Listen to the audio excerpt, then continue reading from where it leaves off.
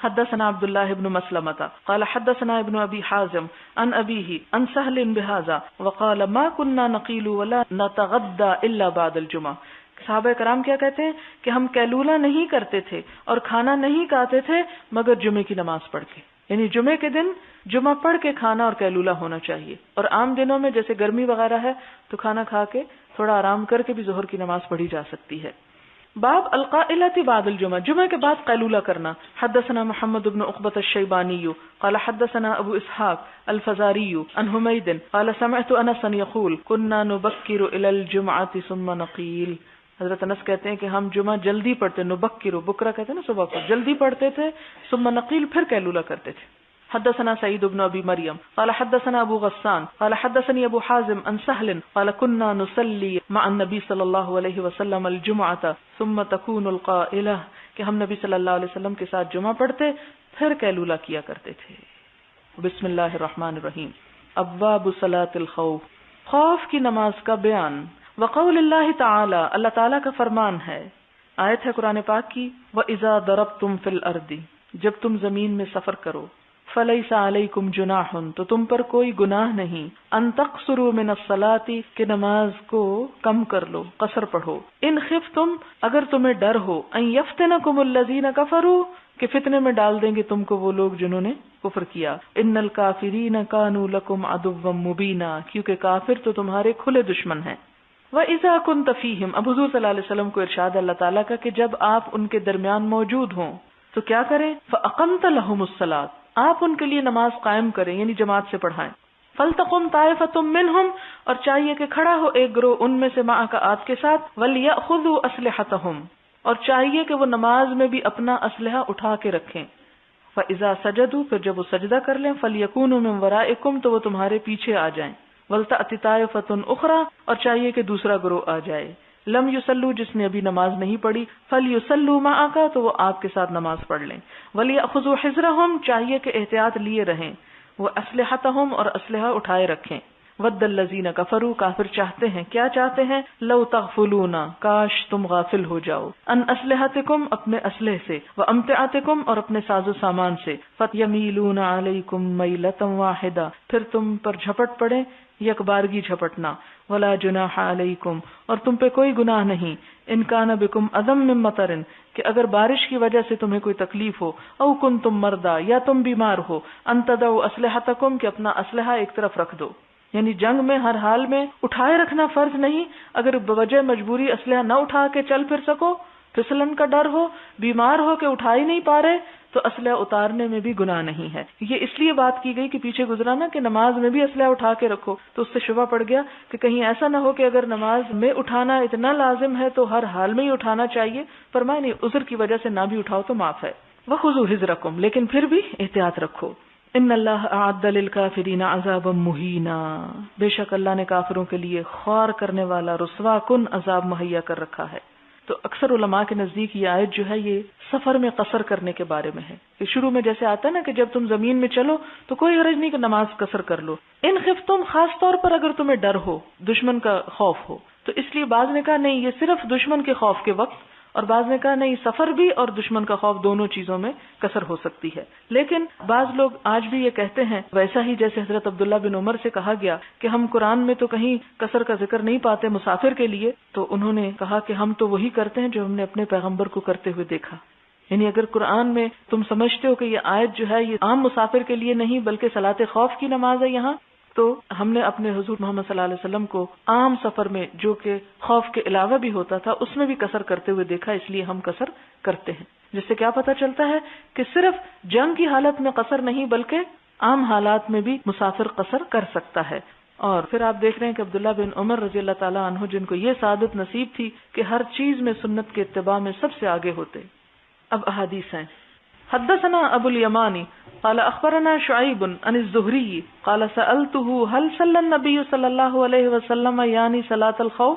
شعیب کہتے ہیں کہ میں نے زہری سے پوچھا کیا نبی صلی اللہ علیہ وسلم خوف کی نماز پڑھا کرتے تھے، کیونکہ قرآن میں جو ذکر آیا ہے کیا آپ نے واقعی ایسے کیا؟ قال، تو انہوں نے جواب دیا. کس نے جواب دیا؟ زہری نے.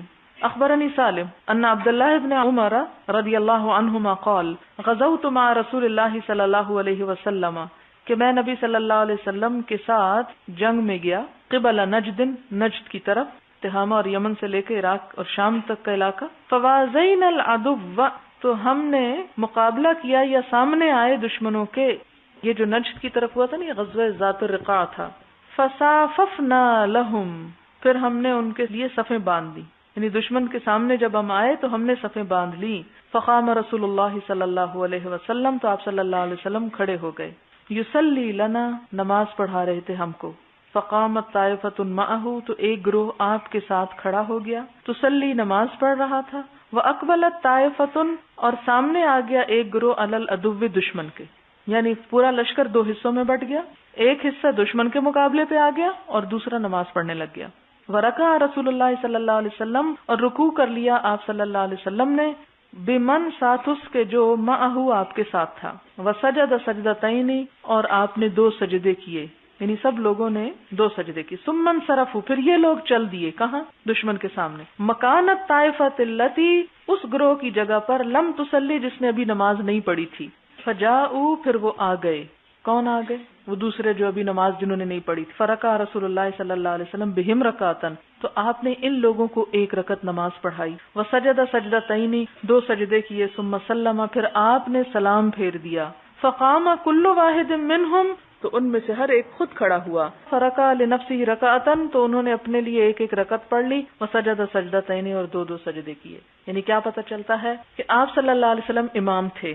آپ نے 2 رکعتیں ایک ہی اس پہ پڑھی، لیکن صحابہ کرام 2 حصوں میں بٹ گئے. ہر حصے کو 1 رکعت جماعت سے ملی اور 1 رکعت انہوں نے خود پڑھی. اور یہ اس صورت میں ہو سکتا ہے کہ جب جنگ ہو نہ رہی ہو، پھر تو ایسی نماز پڑھی جا سکتی ہے. لیکن اگر جنگ ہو رہی ہو اور اس وقت حالات خطرناک ہوں تو پھر نماز نہیں پڑھنی چاہیے. اس وقت نماز چھوڑی بھی جا سکتی ہے، جیسے کہ جنگ خندق کے موقع پہ ہم دیکھتے ہیں. باب صلاۃ الخوف رجالا ورکبانا راجل قائم، خوف کی نماز پیدل اور سوار ہو کر، یعنی دونوں حالتوں میں پڑھی جا سکتی ہے، چلتے چلتے بھی اور اونٹوں یا گھوڑوں پہ بیٹھ کے بھی. راجل کا مطلب ہوتا ہے قائم، کھڑے ہو کر، پاؤں پر. رجل پاؤں کو کہتے ہیں. حدثنا سعید بن یحییٰ ابن سعید القرشی قال حدثني ابی قال حدثنا ابن جریج عن موسى بن عقبة عن نافع عن ابن عمر نحو من قول مجاہد اذا اختلطوا قیاما، جب مل جل جائیں کھڑے ہو کر. وزاد ابن عمر عن النبی صلی اللہ علیہ وسلم وان كانوا اکثر من ذلك، اور اگر وہ اس سے زیادہ ہوں، یعنی کافر بہت زیادہ ہوں اور مسلمان جو ہیں وہ کم ہوں اور صفیں بنانے کی مہلت نہ ہو. ظاہر ہے کہ اگر کم لوگ ہوں گے، آدھے آدھے ہوں گے، تو کیا ہوگا؟ دشمن کے مقابلے میں تھوڑے لوگ رہ جائیں گے. تو ایسی صورت میں کیا کرنا چاہیے؟ کس طرح نماز ادا کرنی چاہیے؟ سب کو چلتے چلتے ہی نماز پڑھ لینی چاہیے، اس میں پھر 2 گروہوں میں نہیں بٹنا چاہیے. یعنی اس سے یہ پتہ چلتا ہے کہ صلاۃ الخوف جو ہے وہ کئی قسم پہ پڑھی جا سکتی ہے. فَلْيُصَلُّوا قِيَامًا وَرُكْبَانًا، تو انہیں چاہیے کہ وہ کھڑے اور سواری کے ساتھ نماز پڑھ لیں. باب يحرس بعضهم بعضا في صلاة الخوف، خوف کی نماز میں حفاظت کرے ان میں سے بعض کی. یحرس، حیر سین کا مطلب ہوتا ہے چوکیداری کرنا، حارس اسی سے ہے. حدثنا حیوۃ بن شریح قال حدثنا محمد بن حرب عن الزبیدی عن الزہری عن عبید اللہ بن عبد اللہ بن عتبہ عن ابن عباس رضی اللہ عنہما قال قام النبی صلی اللہ علیہ وسلم فقام الناس معه، نبی صلی اللہ علیہ وسلم کھڑے ہوئے اور لوگ آپ کے ساتھ کھڑے ہوئے. فکبر، تو آپ نے تکبیر کہی. وکبروا معه، اور لوگوں نے بھی آپ کے ساتھ تکبیر کہی. ورکع ناس منهم، آپ نے رکوع کیا اور لوگوں نے آپ کے ساتھ رکوع کیا. ثم سجد وسجدوا معه، پھر آپ نے سجدہ کیا اور لوگوں نے بھی آپ کے ساتھ سجدہ کیا. ثم قام للثانیۃ، پھر آپ دوسری رکعت کے لیے کھڑے ہوئے. فقام الذین سجدوا معه وحرسوا اخوانهم، تو جن لوگوں نے آپ کے ساتھ سجدہ کر لیا تھا، یعنی 1 رکعت پڑھ لی تھی، وہ کھڑے ہو گئے اور انہوں نے اپنے بھائیوں کی حفاظت کی، یعنی وہ نگرانی کرنے پہ کھڑے ہو گئے. وَأَتَتِ الطَّائِفَةُ الْأُخْرَى، اور دوسرا گروہ آ گیا. فَرَكَعُوا، انہوں نے رکوع کیا. وَسَجَدُوا مَعَهُ وَالنَّاسُ كُلُّهُمْ فِي صَلَاةٍ، اور لوگوں نے آپ کے ساتھ سجدہ کیا اور سارے کے سارے لوگ جو تھے وہ نماز کی حالت میں تھے. وَلَكِنْ يَحْرُسُ بَعْضُهُمْ بَعْضًا، لیکن ان میں سے بعض کی نگرانی کر رہے تھے، یعنی نماز کی حالت میں ہی. باب الصلاة عند مناہزة الحصون، نماز مناہزہ کا معنی چڑھنا، نہزہ کا مطلب ہوتا ہے اٹھنا. چڑھائی الحصون، قلعوں پر، یعنی قلعے جب فتح ہو رہے ہوں اور عین گھمسان کی جنگ ہو اور نتیجہ نکلنے ہی والا ہو اور نماز کا وقت جا رہا ہو تو کیا کرنا چاہیے؟ اس وقت پہلے قلعے فتح کر لینی چاہیے، نماز بعد میں پڑھ لینی چاہیے، ایسا نہ ہو کہ فتح شکست میں بدل جائے، مراد یہ ہے۔ وَلِقَاءِ الْعَدُوِّ، اور دشمن سے ملاقات کے وقت کہ بالکل دشمن سامنے کھڑا ہے، اور اس وقت اگر دشمن سے بچے گا نہیں انسان اور نماز شروع کر دے گا اور اس میں اس نے بولنا بھی نہیں اور اس نے ہتھیار بھی نہیں اٹھا کے مقابلہ کرنا، تو اس صورت میں اپنے آپ کو ختم کر دے گا، تو اس کی اجازت نہیں، پھر نماز چھوڑ دے گا اور اپنی حفاظت کرے گا۔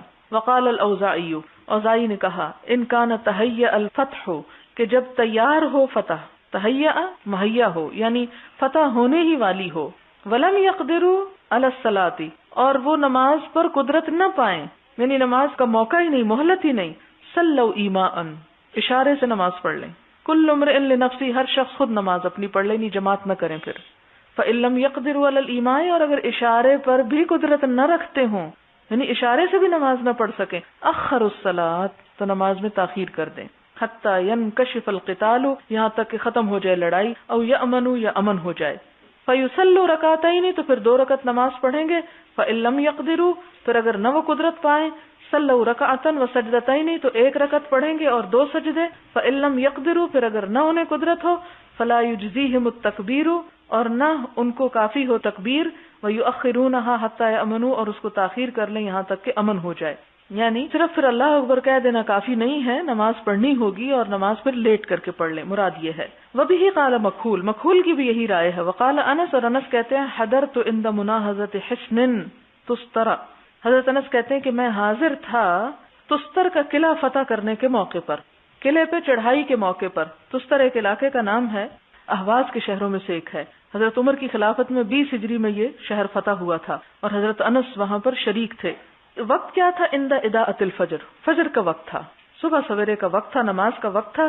واشتد اشتغال القتال، اور شدید ہو گیا لڑائی کا کارزار یا میدان جنگ جو تھا وہ شدت پکڑ گیا۔ فلم یقدروا علی الصلاۃ، تو آپ نے قدرت نہ پائی کس پر؟ نماز پر۔ کس نے؟ حضرت انس نے۔ فلم نصلی، ہم نے نماز نہ پڑھی، الا بعد ارتفاع النہار، مگر دن بلند ہونے کے بعد۔ یعنی کہتے ہیں کہ جو حضرت انس اور ان کے ساتھی تھے، لم یقدروا علی الصلاۃ، کوئی نماز نہ پڑھ سکا کیونکہ عین اس وقت قلعہ فتح ہو رہا تھا۔ فصلیناھا، پھر ہم نے اس کو پڑھ لیا، کب؟ بعد ارتفاع النہار، دن چڑھنے کے بعد۔ ونحن مع ابی موسیٰ، اور ہم ابو موسیٰ اشعری کے ساتھ تھے۔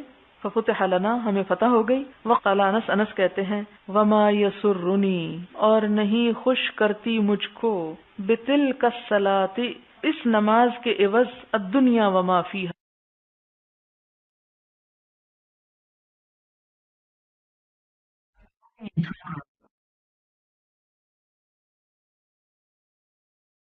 دنیا اور جو کچھ اس میں ہے۔ یعنی ٹھیک ہے فتح تو ہو گئی، لیکن جو کچھ مجھے ملا وہ پا کر مجھے اتنی خوشی نہ ہوئی جتنی میں اگر اپنے وقت پہ نماز پڑھ لیتا تو مجھے خوشی ہوتی۔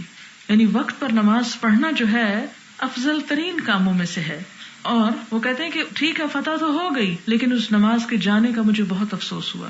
ما یسرنی، نہ خوش کیا مجھ کو، بے بدلے، تلک الصلاۃ، اس نماز کے، الدنیا وما فی، نماز پر۔ کس نے؟ حضرت انس نے۔ فلم نصلی، ہم نے نماز نہ پڑھی، الا بعد ارتفاع النہار، مگر دن بلند ہونے کے بعد۔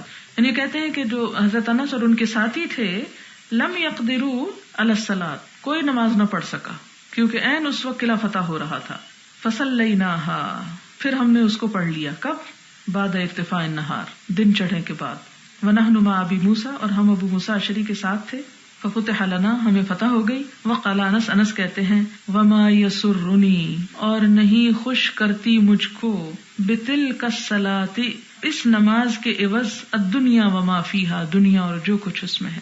یعنی ٹھیک ہے فتح تو ہو گئی، لیکن جو کچھ مجھے ملا وہ پا کر مجھے اتنی خوشی نہ ہوئی جتنی میں اگر اپنے وقت پہ نماز پڑھ لیتا تو مجھے خوشی ہوتی۔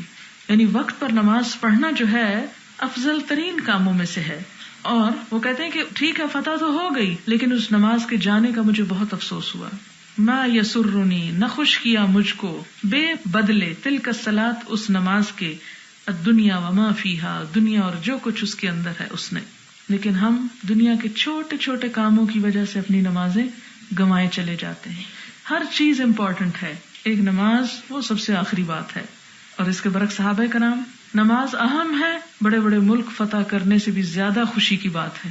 اس کا یہ نہیں مطلب بنتا کہ قلعہ فتح کر کے خوشی نہیں ہوئی، ظاہر ہے کہ وہ تو خوشی ہوئی کہ جنگ جیتے مسلمان، وہ تو ایک نیچرل سی بات ہے، لیکن دوسری طرف اس نماز کے جانے کا بھی بڑا رنج تھا. یعنی اس سے ایک اور بات یہ پتہ چلتی کہ اگر بوجہ مجبوری بھی کبھی نماز چلی جائے تو اس پر انسان کو خوش نہیں ہونا چاہیے، پریشان ہی رہنا چاہیے. یعنی نماز کے وقت میں نماز سے بڑھ کر کوئی نیکی کا کام نہیں. اور اگر ایسی حالت آ جائے کہ انسان کے لیے چارہ ہی نہ ہو سوائے اس کے کہ وہ اس حالت سے نکلے، تو اس صورت میں اس مجبوری کے باوجود بھی اگر نماز چھوٹ گئی تو پریشانی کا اظہار رہے اس کے دل میں. حدثنا یحیی حدثنا وکیع عن علی بن المبارک عن یحیی بن ابی کثیر عن ابی سلمہ عن جابر بن عبد اللہ قال جاء عمر یوم الخندق. حضرت عمر خندق کے روز آئے، فجعل يسب كفار قریش، تو وہ کفار قریش کو برا بھلا کہہ رہے تھے. ویقول، اور کہہ رہے تھے، یا رسول اللہ ما صلیت العصر، میں نے عصر کی نماز نہیں پڑھی. حتی کادت الشمس ان تغیب، سورج غروب ہی ہونے والا تھا اس وقت میں نے پڑھی. فقال النبی صلی اللہ علیہ وسلم وانا واللہ ما صلیتها بعد، اور اللہ کی قسم میں نے بھی ابھی تک نہیں پڑھی. قال فنزل الى بطحانہ، تو جب جنگ سے فارغ ہوئے تو آپ وادی بطحان میں آئے. فتودع، وضو کیا. وصلی العصر، عصر پڑھی. بعدما غابت الشمس، اس کے بعد کہ سورج غروب ہو گیا. ثم صلی المغرب بعدها، پھر اس کے بعد مغرب پڑھی. یعنی مغرب کا وقت بھی تقریباً جا چکا تھا جب یہ آپ کی حضرت عمر کی بات ہو رہی ہے. اس لیے جب آپ نے قضا پڑھنی چاہی تو ترتیب سے پڑھی. مراد یہ ہے.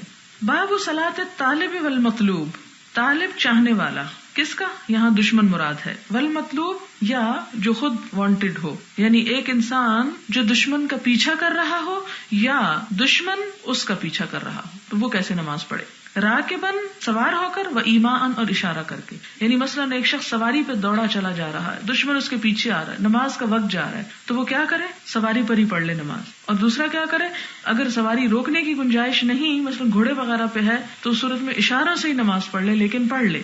یا یہ ہے کہ ایک انسان دشمن کا پیچھا کر رہا ہے، دشمن کے پیچھے دوڑ رہا ہے، دشمن کو پکڑنا ہے، تو اس صورت میں بھی اگر موقع ہو تو سواری پہ یا اشاروں سے پڑھ جائے، کیونکہ وقت کی نماز تو وقت ہی کی ہوتی ہے. وہ کہتے ہیں نا، ویلے دی نماز تو کویلے دی ٹکرا. وہ ٹکرا اس لیے ہوتی ہے کہ انسان کی توجہ نہیں ہوتی اس نماز میں.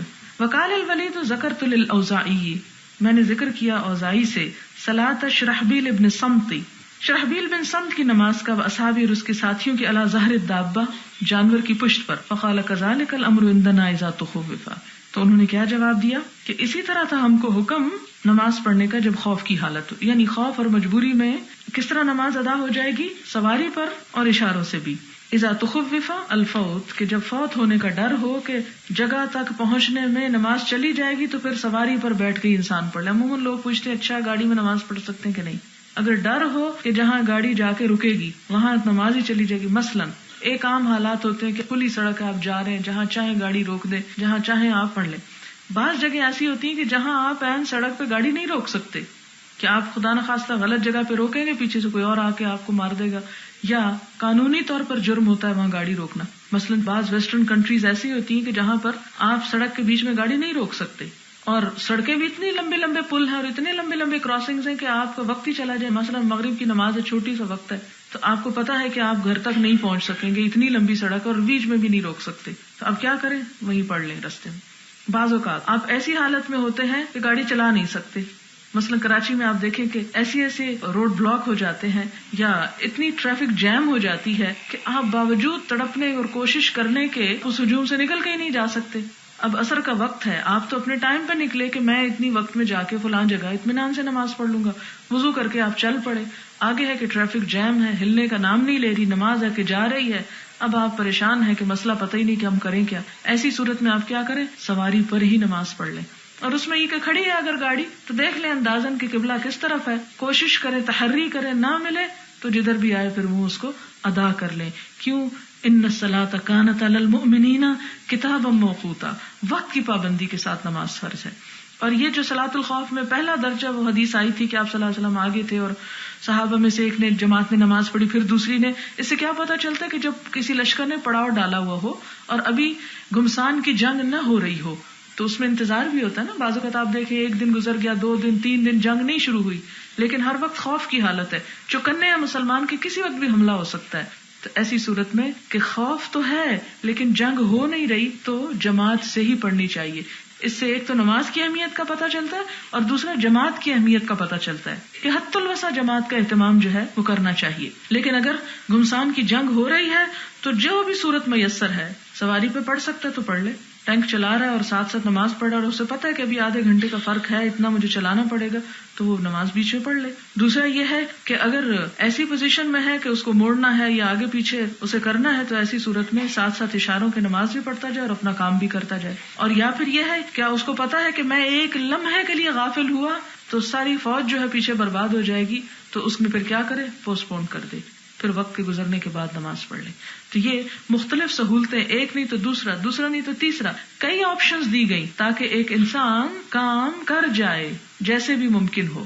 تو اس سے نماز کی جو فرضیت اور اہمیت ہے اس پہ روشنی پڑتی ہے.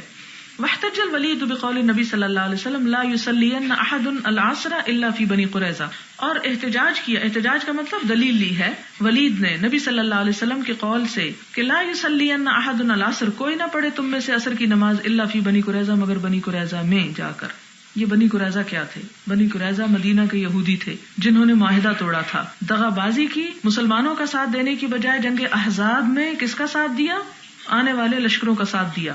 اب یہ ہوا کہ جب ابو سفیان واپس گیا جنگ سے تو آپ صلی اللہ علیہ وسلم نے فوری طور پر ان کے اوپر حملہ کیا کیونکہ انہوں نے عہد توڑا تھا، اور اتنا بھی مہلت نہ دی کہ نماز ہی پڑھ لیں.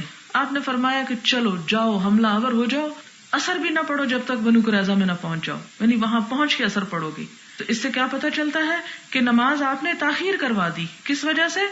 ایک بڑی مصلحت کی خاطر کہ اگر اب ان دشمنوں کو، ان دھوکہ بازوں کو چھوڑ دیا گیا تو یہ تو ہم نمازیں پڑھتے رہیں گے اور وہ آ کے پھر حملہ آور ہم پہ بھی شاید ہو جائے. تو یہ کتنی نازک گھڑی تھی کہ اگر آپ یہ فوری ڈیسیژن نہ لیتے تو اس صورت میں مسلمانوں کو مزید نقصان ہو سکتا تھا. لہٰذا آپ نے کیا حکم دیا کہ فوری طور پہ چلو اور جا کے حملہ کرو بنی قریظہ پہ، انہیں مہلت نہ دو اور وہیں جا کے نماز ہوگی. اب اس کا تفصیل کیا اگلی حدیث میں ہمیں پتہ چلتی ہے.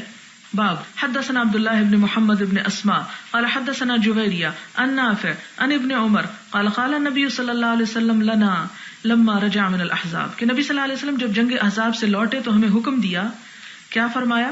لا یصلین احد العصر، نہ کوئی پڑھے عصر کی نماز الا فی بنی قریظہ، مگر بنو قریظہ میں پہنچ کے. فادرک بعضهم العصر فی الطریق، تو بعض لوگوں کو عصر کی نماز رستے میں ہی مل گئی، انہوں نے کہا کہ یہ تو جا رہی ہے، قضا ہو رہی ہے، ہم ادھر ہی پڑھ لیتے ہیں. فقال بعضهم لا نصلی، بعض نے کہا نہیں ہم تو نہیں پڑھیں گے حتی نأتیہا، یہاں تک کہ بنو قریظہ میں پہنچ جائیں. وقال بعضهم بل نصلی، بعض نے کہا نہیں ہم تو پڑھیں گے. اختلاف ہو گیا. اب آپ دیکھیں کہ صحابہ کرام میں اختلاف ہوتا ہے. لم یرد منا ذلک، یعنی آپ صلی اللہ علیہ وسلم نے ہم سے یہ نہیں چاہا تھا کہ ہم نماز ہی نہ پڑھیں اور اس طرح ڈیلے کر دیں. فذکر للنبی صلی اللہ علیہ وسلم، تو یہ بات نبی صلی اللہ علیہ وسلم کے سامنے ذکر کی گئی کہ بعض نے رستے میں نماز پڑھ لی اور بعض نے وہاں جا کے پڑھی. فلم یعنف احدا منہم، تو آپ نے کسی پر بھی سختی نہ کی کہ دونوں ہی ٹھیک ہے. اب اس میں کس چیز کا جواب ہے؟ ان لوگوں کی بات کا جواب ہے جو کہتے ہیں جی حق تو ایک ہی کے پاس ہو سکتا ہے نا، دو کے پاس کیسے ہے؟ نہیں، دو کے پاس بھی ہو سکتا ہے. اگر وہ نیک نیتی کے ساتھ اجتہاد کر رہے ہیں تو مجتہد کی جو غلطی ہے وہ بھی غلطی نہیں پھر شمار ہوتی، اس کو اس پہ بھی اجر ملتا ہے. لیکن اگر ہمیں پتا چل جائے کہ مجتہد غلطی پہ تھا تو ہمیں مکھی پہ مکھی نہیں مارنی چاہیے، پھر مجتہد کی غلطی کو پکڑے نہیں رکھنا چاہیے. غلطی والے مجتہد کو چھوڑ کر دوسرے مجتہد کی بات لے لینی چاہیے جس کے پاس زیادہ مضبوط دلیل ہو. اب اس میں یہ تھا کہ دو چیزیں تھی. ایک تو یہ ہے کہ جن لوگوں نے رستے میں پڑھ لی انہوں نے کیا کہا؟ انہوں نے کہا کہ آپ صلی اللہ علیہ وسلم کا مطلب یہ تھا کہ ہم جلدی نکل چلیں اور جلدی بنو قریظہ پہنچیں تاکہ عصر سے پہلے پہنچ جائیں، لیکن ہم باوجود کوشش کے نہیں پہنچ سکے تو ہم ابھی پڑھ رہے ہیں عصر. اور بعض نے کہا کہ نہیں، چونکہ آپ نے ہمیں منع کیا تھا کہ بنو قریظہ سے پہلے پڑھنی نہیں، اس لیے ہم تو نہیں پڑھیں گے. ایک نے ظاہر پہ عمل کر لیا، ایک نے تعویل کر کے عمل کر لیا، اور دونوں کا عمل آپ نے درست قرار دیا. تو اسی طرح ایک حدیث کو سمجھنے میں اگر اس قسم کی کوئی دو رائے آ جائیں، مثلا آپ دیکھیں کہ جیسے ایک روایت میں آتا ہے کہ آپ صلی اللہ علیہ وسلم نے نماز میں ناف کے اوپر ہاتھ رکھا. اب بعض نے کیا کہا کہ جی اسی کے اوپر، اور بعض نے کیا کہا کہ اس سے اوپر. اب آپ دیکھیں دونوں ہی ٹھیک ہے نا اپنی اپنی جگہ. کس کو غلط کہیں گے آپ کہ اس کے اوپر؟ تو کچھ لوگ ذرا نیچے کر کے باندھتے ہیں، اور کچھ جو اوپر سے مطلب وہ جگہ چھوڑ کے اوپر لیتے ہیں تو وہ اوپر باندھ لیتے ہیں. تو اگر اس چیز کو بنیاد بنایا جائے تو دونوں اختلاف ہیں، لیکن دونوں کی نماز صحیح ہے. تو بعض چیزیں عملی روایت سے سامنے، اور بعض علاقوں میں جیسے ایک صحابی گئے ہیں، انہوں نے جا کے ایک چیز بتا دی ہے تو کچھ نے ان کو دیکھا، کچھ نے دیکھنے کا خیال نہیں کیا، اس کو ویسے ہی لے لیا جیسے کہا. تو وہ طریقے مختلف ہو گئے، پھر ایک سے ایک بڑھتا چلا گیا، ایک جگہ پہ ایک چیز پھیل گئی، دوسری میں دوسری پھیل گئی، حالانکہ دونوں ہی اپنی اپنی جگہ صحیح کام کر رہے ہیں. تو اس میں ایک دوسرے پہ کفر اور فسق کے فتوے نہیں لگانے چاہیے، الا یہ کہ آپ کے پاس کوئی اور دلیل آ جائے کہ جو آپ کو کہے کہ ہاں آپ نے سینے پر باندھا، پھر تو آپ کریں گے اصرار کہ جی سینہ ہی مراد ہے. لیکن اگر سینے کا لفظ نہیں آیا اور صرف ناف کے اوپر والی بات ہے، تو اگر کسی نے اس کے اوپر یا ذرا یہاں اوپر رکھ لیا. پھر اسی طرح ہاتھ، تو ہاتھ سے مراد کچھ لوگوں نے یہ ہاتھ لیا، اور بعض لوگوں نے کہا کہ وہ آتا نا فَاغْسِلُوا أَيْدِيَكُمْ إِلَى الْمَرَافِقِ، کہ اپنے ہاتھوں کو کونیوں تک دھو. تو وہ بھی قرآن میں اس کی دلیل موجود ہے کہ قرآن میں ہاتھ دھونے کا جب ذکر آیا تو ہاتھ کو یہاں تک بیان کیا گیا. انہوں نے کہا کہ یہ سارا ہی ہاتھ ہے، اس لیے ہاتھ پر ہاتھ سے مراد یہ ساری جگہ ہے. تو اس طرح کی جو اجتہادی اختلاف ہے یا ایک بات کے سمجھنے میں نقطہ نظر کا فرق ہونا ہے، اس سے دین کے خلاف نہیں یہ بات پڑتی. دین میں وسعت ہے کہ جس کو جیسی سہولت ہو، جو بات جس طرح سمجھ آئی، اگر اس نے وہ صحیح سمجھ کے عمل کیا اس پر، تو اس پر بھی اسے اجر اور ثواب مل جائے گا. ہاں وہ ضدی اور ہٹ دھرم شخص کہ جس کو اصل بات پتہ چل رہی ہے لیکن وہ صرف اپنی میں کو قربان نہیں کر سکتا اور کہتا ہے چونکہ میں اس پر رہا ہوں یا میرے آباء و اجداد اس پر ہے اس لیے مجھے تو یہی زیادہ اچھا لگتا ہے. تو اگر کوئی بات اس لیے ہمیں اچھی لگتی کہ ہمارے ماں باپ کی بات ہے تو پھر وہ ایمان خلل میں ہے، کیونکہ ایمان تو اس وقت مکمل ہوگا کہ جب اللہ اور اس کے رسول صلی اللہ علیہ وسلم ہر